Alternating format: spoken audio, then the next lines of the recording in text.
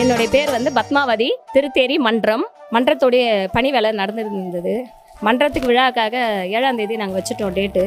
அப்போ விடாமல் மழை நிறைய பேஞ்சிட்டு இருந்ததுனால, அம்மா எப்படியாவது எனக்கு விழாவை சிறப்பாக செய்யணும், நல்லா பண்ணணும் அப்படி சொல்லி நல்லா கேட்டுக்கிட்டு இருந்தேன் அம்மாண்ட. எங்கள் மன்றத்து தொண்டர்கள் வந்து நான் செய்கிறேம்மா அப்படின்னு சொல்லி எங்களை கேட்டாங்க.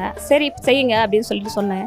டிசம்பர் 1 திங்கட்கிழமை அன்னைக்கு சக்திங்க ஃபோன் பண்ணி, அம்மா தூணில் ஏதோ ஒரு உருவம் தெரியுது, நீங்கள் வந்து பாருங்க அப்படின்னு சொல்லி சொன்னாங்க. அம்மா கருவறை அம்மா உட்காந்துருக்காங்க. என்னால் பேச முடியல, எதுவும் சொல்ல முடியல. அப்படியே ஓடி வந்தேன். வந்து பார்த்தா அம்மாவுடைய உருவத்தையும் காட்சியும் பார்த்தோன்னே என் கண்ணும் கலங்குது. மழையிலேயே வந்துட்டு கொஞ்சம் பேர் நிறைய பேர் வந்து பார்த்தாங்க. பார்த்துட்டு சந்தோஷப்பட்டாங்க.